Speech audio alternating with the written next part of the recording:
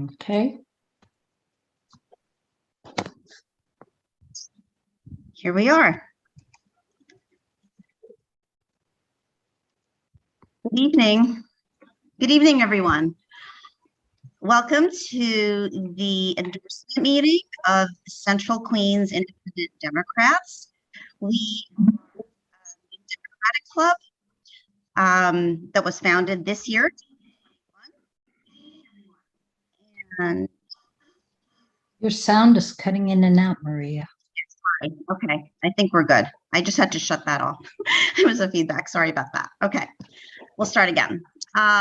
Welcome everybody to the endorsement and October general membership meeting of the Central Queens Independent Democrats.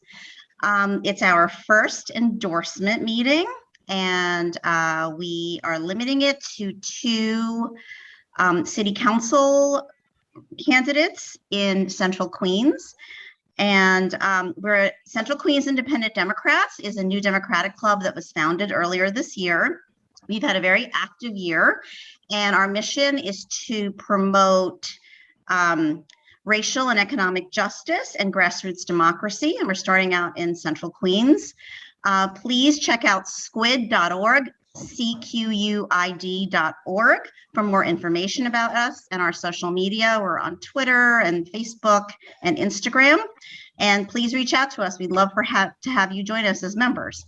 So for tonight's meeting, I am passing the baton on to our acting chair of electoral action, Miriam Bensman. Miriam. Hello. Hi, everybody. My name is Miriam Bensman. I live in Richmond Hill, and I was one of the founders of Central Queens Independent Democrats. I'm thrilled today to be hosting this part of our first endorsement meeting. And we're going to start out by hearing from Felicia Singh, the Democratic nominee in District 32, where I live. So Felicia, we'd love to have you introduce yourself. And then after about 10 minutes, 15 at the longest, we'll have a bunch of questions for you. Hi, everybody. Yeah, should I start now? Yes, please. Thanks for having me and offering me the opportunity to be endorsed by your organization. I know so many of you from my work, my political work with you or alongside you. I definitely want to shout out folks who were with me on the journey of like learning about county committee. That was something I embarked on in like 2017, 2018, and I really don't regret it. It was really learning about local democracy, small d democracy, as Maria has taught me.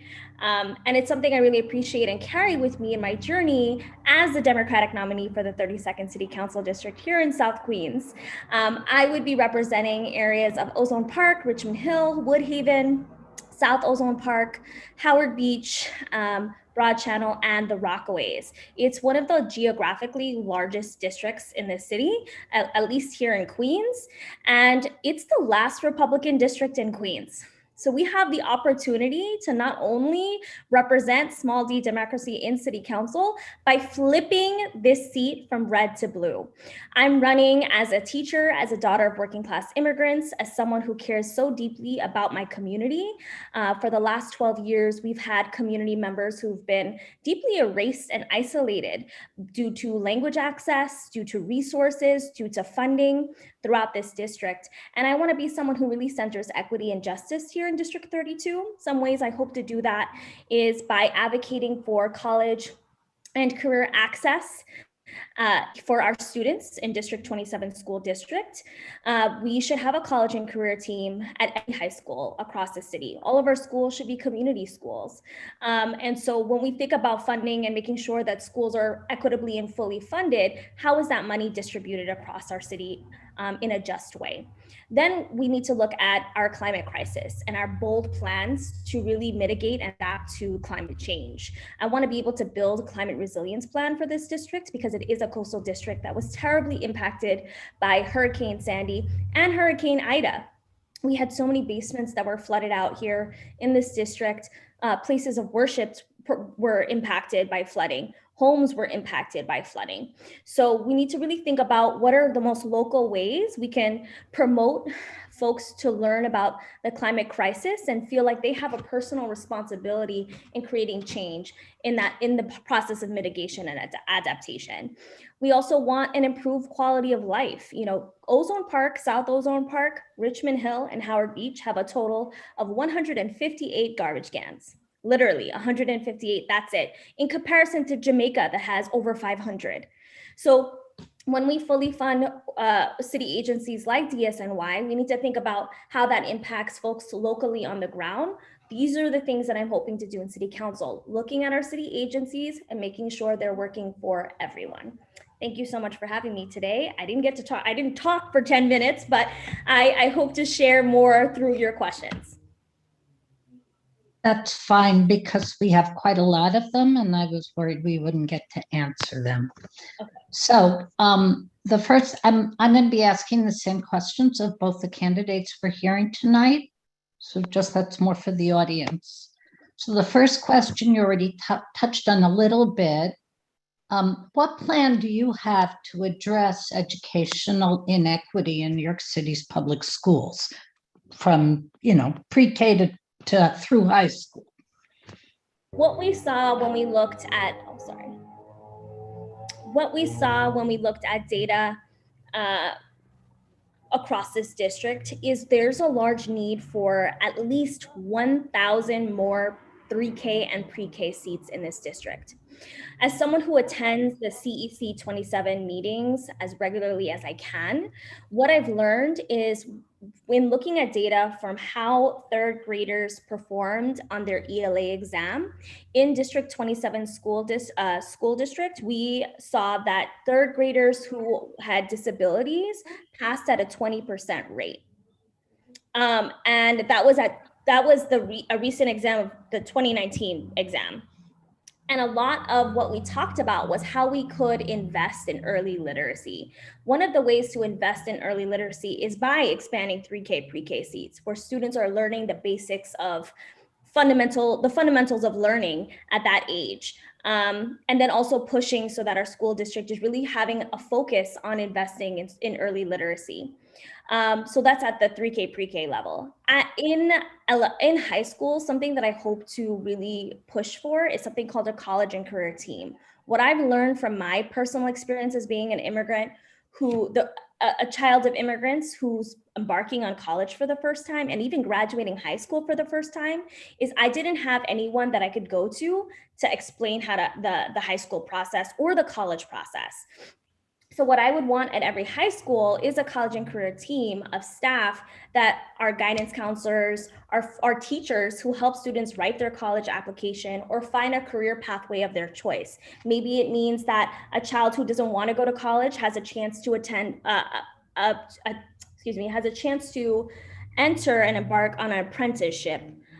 That's a union and provides prevailing wage and trains them in some sort of skill. We don't want to graduate students and let them out into the world ill-prepared for upward mobility. And then also, I want to be an advocate to push for free CUNY and SUNY as well. New Green Deal for CUNY is something that I have been an advocate for and something that we talk about often. So those are just a few of the many things we want to do at the education level. Okay, that's great. I forgot to say, by the way, that try to keep your answers shortish. Oh, because okay. There are a lot of them, although you gave us more time. So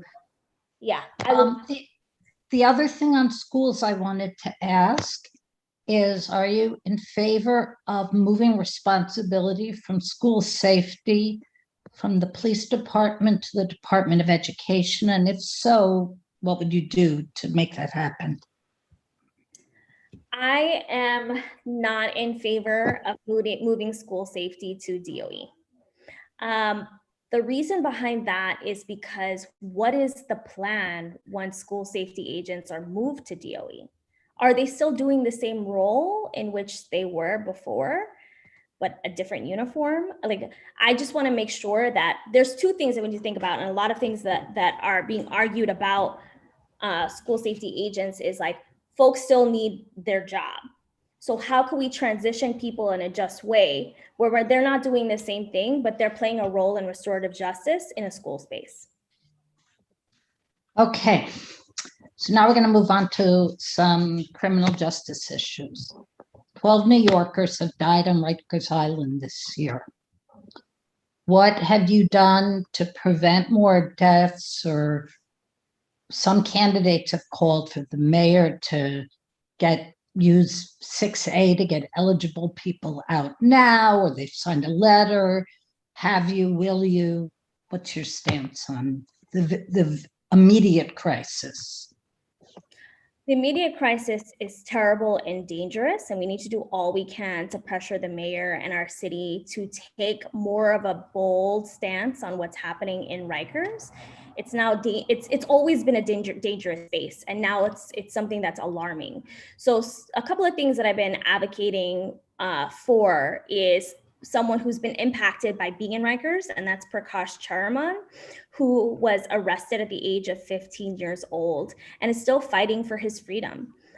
Every day, there are rallies that his team hosts in front of Queens Criminal Court whenever he has a hearing, and in our neighborhoods of Richmond Hill that I try to attend. He's someone that I spoke to before he even had the ability to leave Rikers.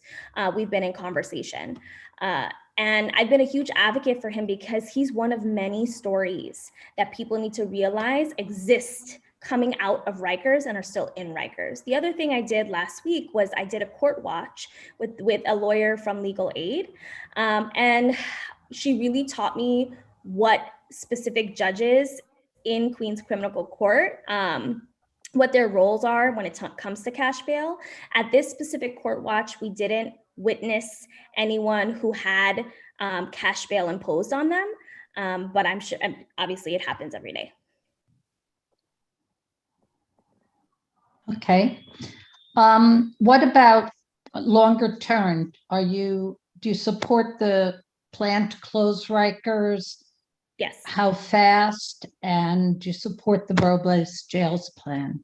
I don't support the boroughs-based jail plan. I support closing Rikers, and it needs to be closed in less than the span of 10 years, which is something that I know the mayor had proposed.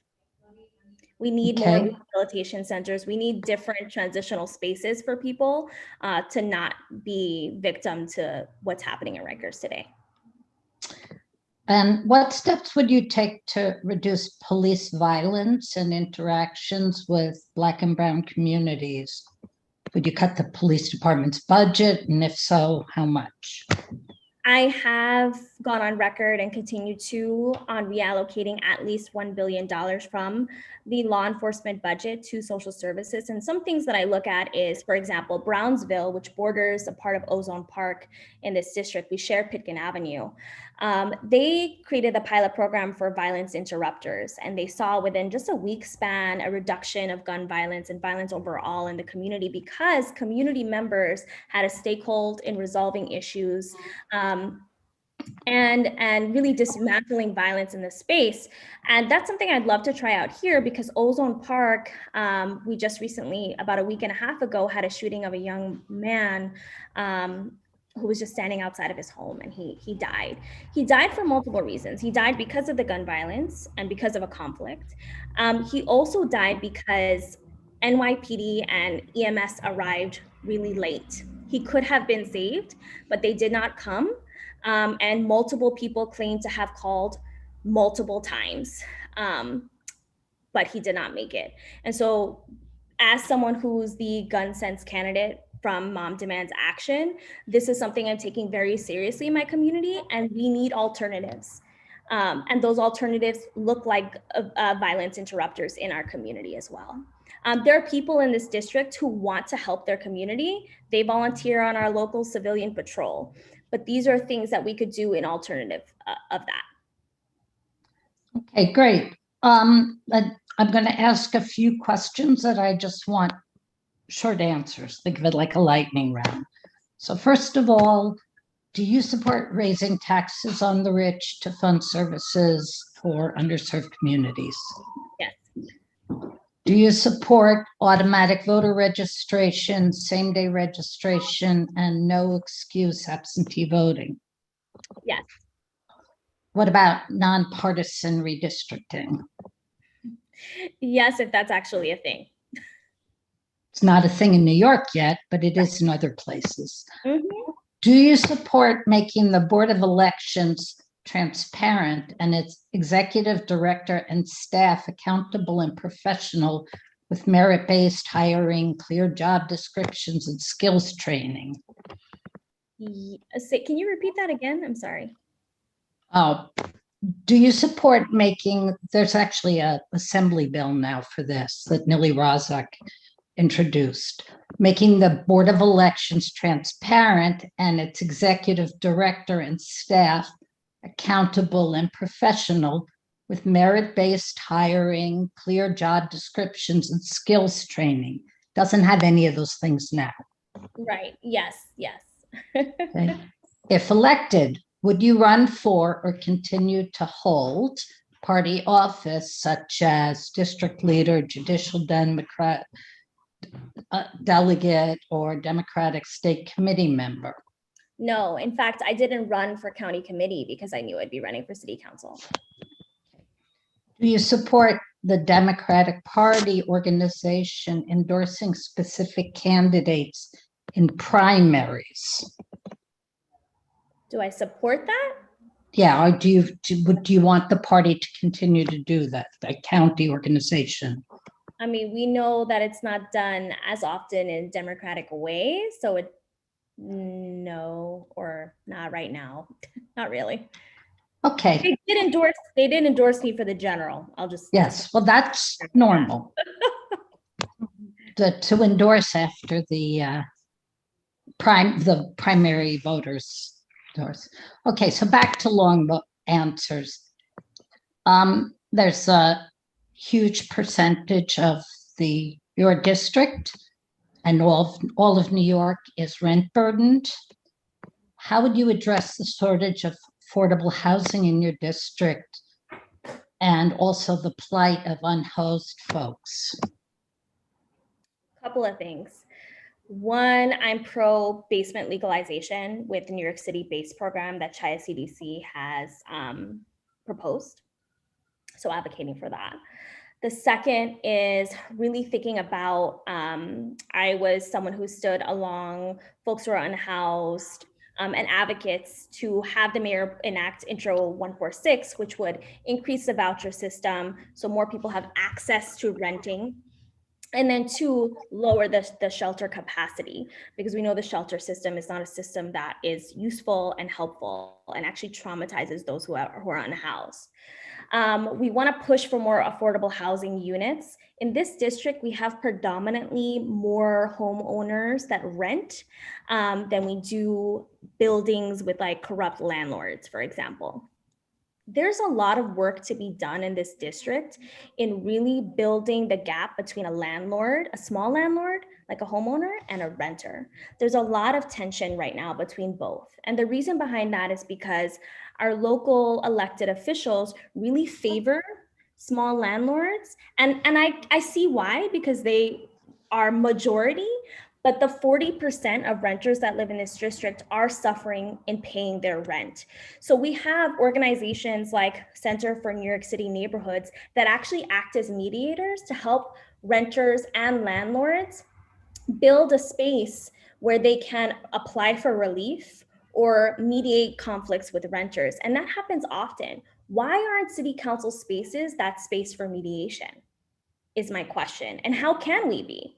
So that's something I've been talking to New York City Neighborhoods, the Center for New York City Neighborhoods often about, is how we can be that bridge and incorporate nonprofits who do this work and are experts in housing for renters and landlords. So those are ways that I hope to expand relief for renters and also support small landlords at the same time.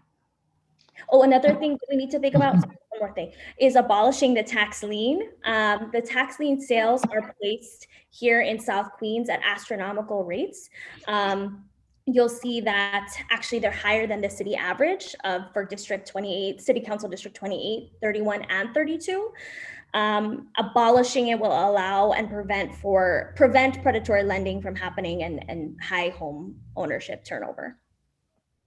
Okay, let's move on to, one last thing. There are a lot of people worry that donations from real estate developers present a conflict of interest for sitting members of the council because they vote on zoning things that affect real estate. Yep. Do you swear off donations from real estate firms and their lobbyists? Yes, I have none.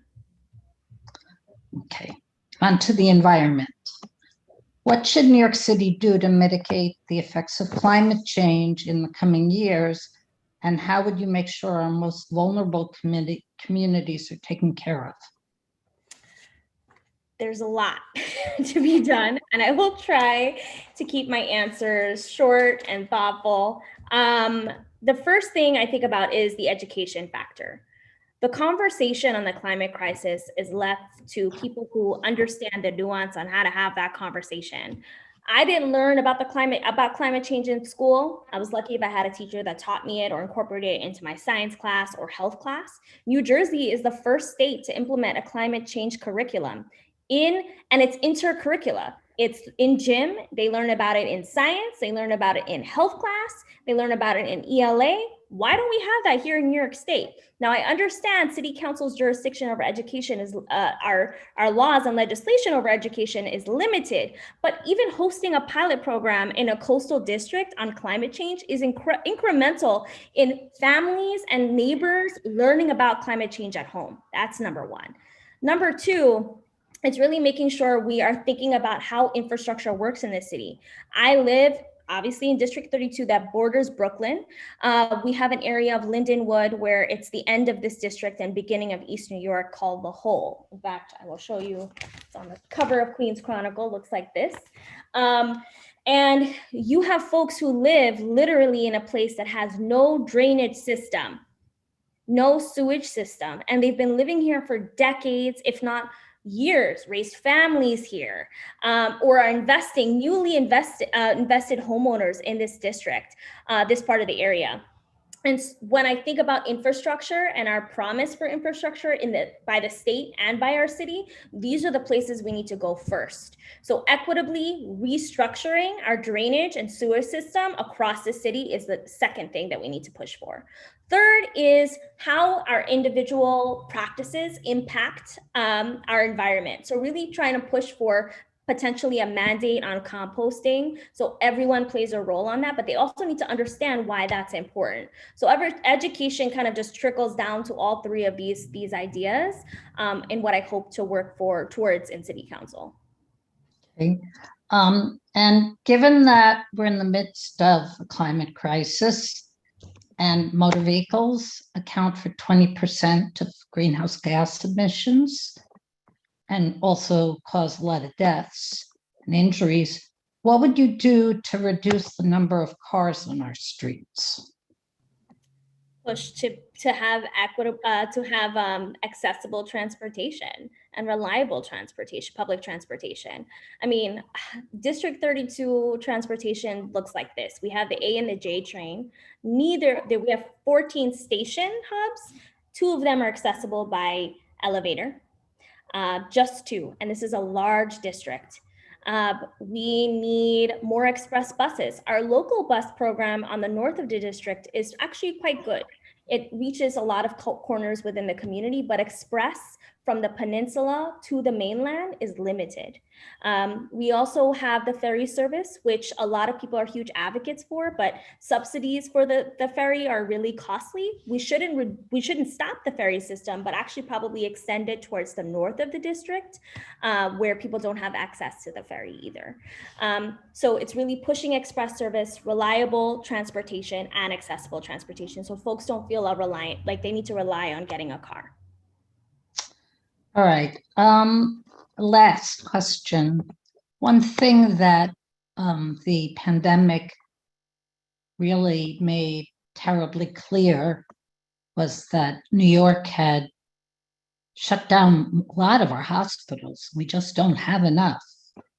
What is your plan for how we can increase local hospitals and clinics and make them accessible? I mean, that's a good one and a hard one at the same time, because we have one hospital on the entire peninsula of Rockaway. And the hospital that we currently have was really over capacity during COVID. I am a proponent of opening up another, at least a trauma center in the peninsula or close enough to the peninsula where people have access. I would think it would be better to be on the peninsula, but with environmental impacts, we really need to be strategic on where the hospital goes, how high it is above the ground. These are things we need to think about too. Currently, New York City Health and Hospitals just handed over the abandoned hospital on Reese Beach, which was a property they were paying $250,000 to upkeep, even though it's abandoned, and they will now demolish it. They are thinking of handing it over to New York City Parks. This is a place where we could have a hospital. Reese Beach Bay 1 is also a place, a safe haven for our LGBT community. Could it be a hospital that caters to our LGBTQ community and have affordable housing upstairs or on a second floor? Possibly. But these aren't conversations we're having in community here in the district, and it's created a lot of conflict. I do want to make sure we have more mobile centers. I want to push to work with doulas and midwives to increase, to reduce the mortality rate for mothers here in the city. That's really important for access for folks here in South Queens, increase our access to New York City Care, which is a healthcare system, especially for those who are undocumented. There's so much we could do, and it's really like pushing and working with city and state legislators to do it. All right, thank you very much. It is 6:30 now, or quarter of, and I know you need to go to your next meeting. So thank you so much for joining us, and we'll be in touch soon. Great. Thank you, everyone. Take care. Okay. Bye. Thank you so much, Alicia. Have a good night. See y'all. 7. 7. Yeah. Okay, and I think Lynn just arrived. Okay. Should we just let her in now? Yes, she's in the Zoom. Okay, great. If you guys want to take a break, because I know that was on the agenda, please. Well, I think that we could just keep going. It will leave us a little more time for talking after, which we don't have enough of. So it's my pleasure now to introduce Lynn Schulman, the Democratic nominee in District 29. And Lynn, I'm going to let you introduce yourself, because whatever I say, you'd probably end up repeating it. So go ahead. You can talk for 10, 15 minutes. If you keep it short, we'll have more time for our many questions. That's fine, Miriam. Thank you very much. I'm very glad to be here tonight. I want to give a shout out to Alita Gagarin for being a really great, I don't want to say opponent, because we really had some fun during the campaign, and I think there are a lot of things that we kind of would have some synergy on. And so, but is she on? She's not. She was a formidable opponent, and we had some fun along the way too. So, and I'm glad we were the 2 women that came out on top. So I want to say that. I also want to acknowledge that I saw many of you at the reproductive rally on Saturday. And, again, it's funny because there were a total, I think, of 9 candidates in this race. And you see who showed up, to continue being active in the community. I think that that's very important to take note of. The So I'll say a little bit about myself. I don't want to get into a whole thing about, I mean, I'll talk about my background, but I think folks pretty much know me because I ran in this particular district, yes and no. So I grew up in Forest Hills, and I've been active in the community for a very long time. I've served on the community planning board. I've served on the community education council. I served actually many years ago on the Forest Hills Chamber of Commerce. I served on the 112th Precinct Council. So I've served on a number of different community organizations. In addition, I've worked in state government. I've worked in city government. I actually most recently worked in the speaker's office and actually was there when Melissa Mark Beverito did the sick leave law and all that kind of stuff. And I also worked in the private sector. I have the distinction of having been fired by Rudy Giuliani when I was working in government. And so I wore that as a badge of honor, but I will tell you it was a very challenging time because he tried to stop me from getting jobs even in the nonprofit sector. So it just shows you how horrible that is to have that kind of power. I I ran because basically the coronavirus showed all of the inequities that are in city government. I mean, really exposed them to a large extent. And there's a lot we're going to have to do. We have a lot of issues in the city. We have a lot of issues in the community. We have my signature issue is hospital capacity, which has been a real big one for me. Based on, I worked in the HIV/AIDS movement. I worked for Gay Men's Health Crisis, but apart from that, I had friends and neighbors who died because of the inaction of government. And we had the same thing with COVID. And the people that I was speaking to and calling, I had neighbors who passed away from COVID in my building, in my complex. And hospital capacity was a big part of that. In addition, hospital capacity, we think about the COVID patients, but what you don't think about is people who had, like women who had breast cancer were told that their surgeries were elective. And so during the midst of COVID, they were told that I had friends who were told that they would be given medicine to keep their tumors small until they could have the surgery, which is not, I mean, it's just draconian. So we need to work on that. I have some solutions for that. I've spoken since the primary to the borough president and some people in the mayor's office. So that's one. The other is our small businesses. We really need to do something to bring them back and make them thrive again to the extent we can, and also keep the ones that we have. And there's legislation that can be done in the council. There's also stuff we can do in the community. Education is a big issue for me. Our kids only get one chance at a good education. So we need to make sure that happens. And no matter what zip code any kid lives in, every kid should have the same opportunity. And there's a whole litany of stuff. I mean, during the question and answer, I can be more forthcoming on that. I do want to tell you something that nobody knows because I just did it is, so Felicia Singh sent out to a bunch of us. There's a group that I'm part of called the Progressive Leadership Lab, which are incoming council members who've been recommended by people in the progressive community. I was recommended by the executive director of the New York Immigration Coalition. And it's basically a group of us to try and get to know each other, number one. Number two, to learn about government and to see ways that we can work together and go from campaigning to governing. I mentioned that because Felicia is actually part of that as well. And so she has a letter that she sent out to all of us earlier today, asking us to sign on to a letter asking for a city-backed guarantee to the Medallion Owner Debt Relief Program, and I signed on to it. So I want everybody to be aware of that. I'm very glad. My father, interestingly enough, was a yellow cab driver for many years. And so I know a lot of the issues that, I mean, this was in the 80s and 90s, but nonetheless, it was the fleet owners basically ran everything and the drivers got nothing. And now we're seeing the extreme reality of all of that. So that's really terrible.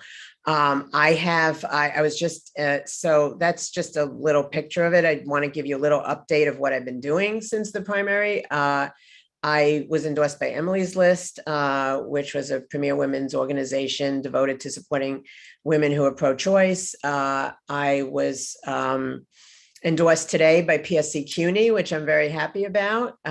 So that's very exciting. And during IDA, I actually helped some residents in the community who had extensive damage, and I was able to get some people from the mayor's office and the borough president's office and the congresswoman's office to come and to help them. So that and out of that came something that I thought of, which was I spoken to a number of urban planners and civil engineers about making a map of places that you wouldn't think would necessarily be flood zones, because where there was flooding very often was not in an area that's traditionally considered a flood zone. So we're going to try to figure out how we can put that together and then have a better notification system for the future. There was unfortunately, we had a death in the district. A woman who was caught in a basement apartment at the Fairview, which is on the Grand Central Parkway, co-op building, and which was very unfortunate. The other piece to that was that her boyfriend was the super of the building, and he was not getting any help from his union. So I made some phone calls, and they took up his issues. And so the property owner and I worked on that together. So that was, and I have people calling me about different kinds of constituent issues and so forth. I'm trying to do a little bit of a transition, but more importantly, the most important thing here is that I have a Republican opponent. I have a Republican opponent who is anti-choice, and he said that he's pro-life. And he has said that he believes marriage is only between a man and a woman. And he is, he was a Trump supporter, and he has gained some traction. He's most likely not going to win, but he's raised money. He's gotten campaign matching funds. So I've been able to do that as well. And he's getting around. I mean, he's taking it seriously. We're taking it seriously. We have people out constantly. I've been out constantly knocking on doors, and it's not easy in the general election because people are burned out. But I have a number of people helping me. This Sunday, I'm very proud to announce that I have Sandy Nurse, some really progressive incoming members, Sandy Nurse, Natasha Williams, and Jennifer Gutierrez are coming out for a day of action with me.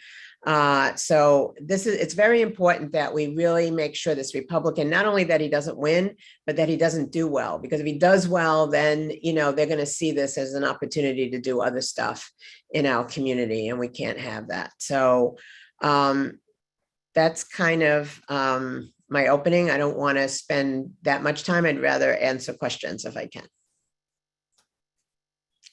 I can't hear you. Let's dive right in. I'm going to be asking you pretty much the same questions that we asked Felicia. Sure. Maybe little tweaks that are different. Sure. On education, can you talk specifically about what you would do to address educational inequity in New York City public schools? Sure.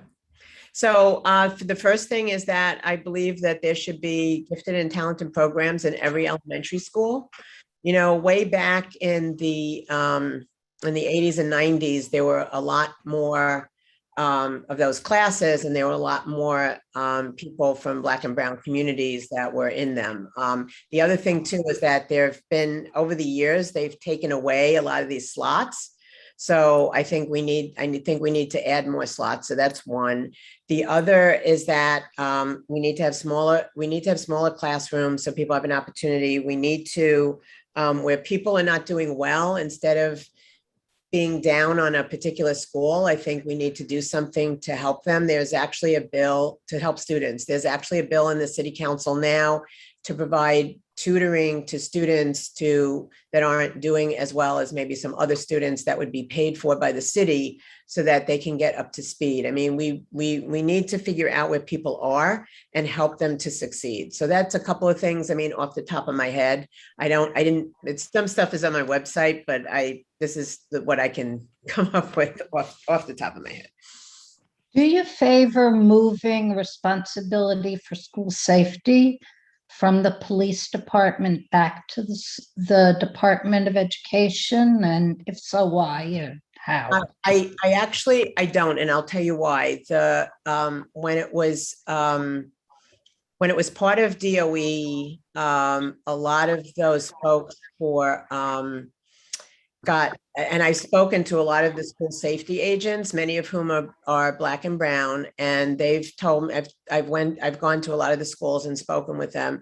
They've told me that they've gotten assaulted, all different kinds. Each district is different, and I think that there are places where there is abuse in this particular district, and I've spoken to parents as well. There doesn't seem to be that. However, everybody I feel needs to be held accountable. Also, when it was under DOE, it wasn't ran very well.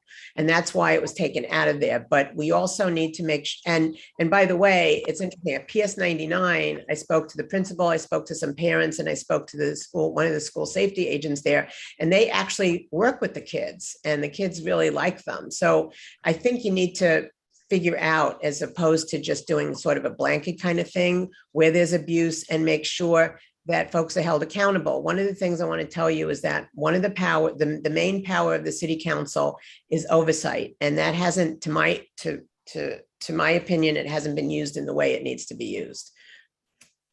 Okay. I'm going to move on to some related criminal justice issues. Sure. 12 New Yorkers have died on Rikers Island this year. What have you done, or what will you do to prevent more deaths in this immediate crisis? Some people have been candidates have been signing letters and asking the mayor to let people out. So one is, I've gone on record for a very long period of time of saying Rikers needs to close. It's horrible. It's an absolute horror. I've spent a lot of years working in criminal justice reform. I've worked very closely with the Fortune Society. My late partner was a caseworker there, and I actually have members of formerly incarcerated individuals who are volunteers on my campaign. And so there's a number of things that actually can be done. And I've spoken to the mayor's people, the incoming mayor's folks about it. One is that, first of all, I did send out, I supported the Less is More Act, because New York is one of the few states in the country where people are put away for technical violations. So that's one. The other is that I'm a proponent of the elder parole bill for people to be eligible for parole after a certain amount of time, a certain age, a certain amount of time that they've done in prison. In terms of the actual Rikers situation, I've heard from healthcare workers who work on the island who have been assaulted, from the corrections officers. Some of them are good, some of them are not. There's no accountability. I mean, all the way around. There needs to be it's unfortunate. This mayor really needs to take a handle on it. The head of corrections for the city is somebody who actually used to serve on the board of the Fortune Society, and the first deputy commissioner is the former executive vice president of the Fortune Society. And my understanding is their hands are being tied by the mayor.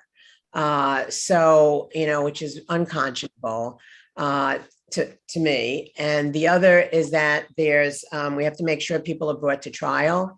There's a culture issue at Rikers, in the sense that the corrections officers, very often, even when people are able to make bail, they're not brought to court. It's this little game that gets played. And I know enough of the system that, I mean, there's not a lot that I can do at this point, but I have been having conversations also with some of the incoming members of what we're going to do with that. So it's not an easy situation, but there's stuff that actually can be done very easily by the mayor, and the mayor has a lot of control over that, and it hasn't been done. But Rikers needs to be closed. I mean, there's no question. So my next question was, how soon would you want it to be closed? Do you support the borough-based jails? And if not, what would you do? I don't support the borough-based, I don't support the jail and Kew Gardens. Let me say it that way. I can't speak for other people's communities, but there wasn't, from my perspective, there wasn't enough community input into it. And so, this has been, as I've described in some of the earlier questions, this has been a top-down administration. I wanted to have a community, from the bottom up, to talk to and see what can be done. I will tell you that what I learned from working with the Fortune Society is that there are people that make mistakes, and so there are bad acts and there are bad actors, and we need to figure out what we do with people who commit heinous crimes. And so so what I'm going to do about that is I have already had preliminary conversations with some of the hopefully incoming mayor, Eric Adams folks about that. And so I will pull the community together, and we need to figure out both folks on the criminal justice reform side and people from the community that's, where the jail is proposed to be built, to see what we can do. Okay. What steps would you take to reduce police violence and interactions in Black and brown communities? Would you vote to cut the police department budget? And if so, by how much? So I need to look at the budget. I think there's places there where money can be taken and put into social services. Interestingly enough, so I'm going to tell you a story. When 2 budgets ago, when the city allegedly took X number of dollars from, I think it was $1 billion, if I'm correct, from the police department, one of the things they did was they said, okay, we're going to cut overtime. The problem is, and that's why it's important for somebody who knows how government works, is that I have a neighbor who is a civilian employee in the police department, and the majority of the civilian employees are Black and brown women. And they will tell you, and she told me that the uniformed budget wasn't cut for overtime. The civilians were told that their overtime was totally cut, period, nothing. And she had to figure out what she was going to do. She had to make cuts in her family budget and all of that. And I actually brought that to some people's attention at the time when she told me about it. And so if what we have to do is make sure that when the members look at the budget, that we look at exactly what's being funded. And and based on that, I think there's ways that we can take some money and put into social services. In addition, during the primary, I did say that, dealing with the homeless can't be a criminal issue. I mean, that has to be, again, there are organizations that are hired by the city that don't do what they're supposed to do. I mean, we have a lot of homeless here in this district. Some of them are violent and because they have mental health issues. But nobody's doing anything. So that's one area. And so, things like that. But as we move forward, and I really can get a sense of what the budget is and everything else, and get a sense of the organizations that need to come in and help the homeless and all of that, I'll give you guys an update. Okay, I'm going to ask you a few quick questions. Sure. So think of this like a lightning round.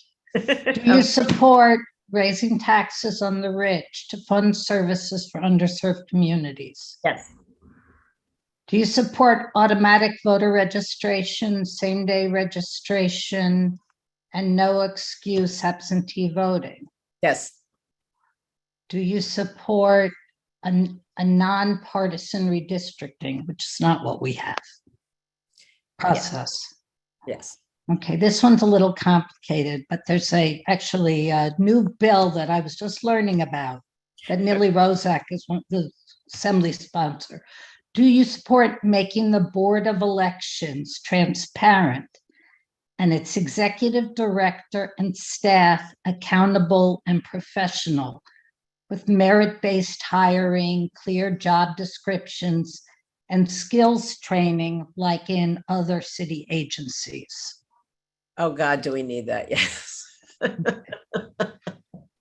If elected, would you run for or continue to hold party office such as judicial delegate, district leader, or Democratic State Committee member? No, and I want to say something here. I actually was asked at one point to run for a party position while I was running for city council, and I turned it down. Do you support the Democratic Party organization, like the county organization or state, it's come up recently, endorsing candidates in primary elections? I do. Having said that, I think that, and I've had this conversation with the county chair in Queens, that that the party be opened up more to have, so people can have, so we can have more participation from more people in the community. Okay, let's go back to a little bit longer questions, though we don't have a lot of time. On housing, there's actually a lot of people in our relatively comfortable district who are rent burdened. It's around 30%. What would you do to address the shortage of affordable housing? And also, how would you address the plight of the unhoused people in the district? Well, you know, one of the things that the city council just did was to increase the rent vouchers, because that's a big issue. I think there's an opportunity to increase that even more. I don't think that it was quite enough. The other is that we need the developments that come in where they ask for some kind of they need something or whatever that's not as of right. Even if as of right, actually, I would talk to the developers to see if there's any way we can get some more affordable housing. I think we have, to your point, Miriam, we also have a lot of seniors that I don't want to see, I want to see them be able to live here and then stay in the district where they've been for most of their lives.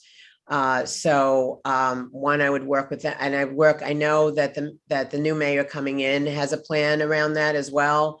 So that's something that's important to me. And as a rent stabilized tenant, I can tell you, we had a number of people during COVID who couldn't pay the rent. And so we need to figure out, first of all, let me step back a minute. The other piece to this is that affordable, is a criteria that has different connotations to it. During the course of the primary, pointed out when I had some of these interviews is that the AMI, which is the average median income, is skewed to the high side because New York City is included with Westchester and other wealthier parts of the state. And so that's a problem. So that somebody who thinks $2,000 is affordable, it's not. So we need to work and figure out those issues as well. Okay. A lot of people worry that donations from real estate developers present conflict of interest for sitting members of the council who are going to be voting on zoning. Okay. So would you swear off taking donations from real estate firms and their lobbyists? I have not taken money from large real estate firms. I have taken some lobbying money, and I just want to preface that by saying that these lobbyists were people that I was friends with when they worked in city government many years ago. So they're actual friends of mine. So I did do that, but I got to tell you, for the $250 that they give people, and Donovan Richards says the same thing, that there's no way they could buy me. So, I mean, that's ridiculous. But I just want to preface that. There was an article about you getting donations Right. from people From that had lobbied you when you were working for the speaker. No, Is that what you're referring Now, to?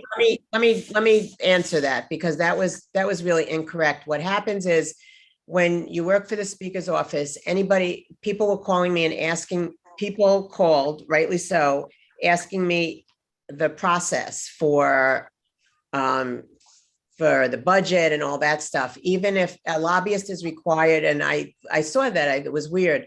Anybody who's a lobbyist, if they call somebody in the speaker's office and they have a conversation about either a piece of legislation or the budget, even if it's an innocuous question, they have to put it down and list it and file it with the city. So that's what happened there. It's not that they lobbied me. There was nothing to lobby me about.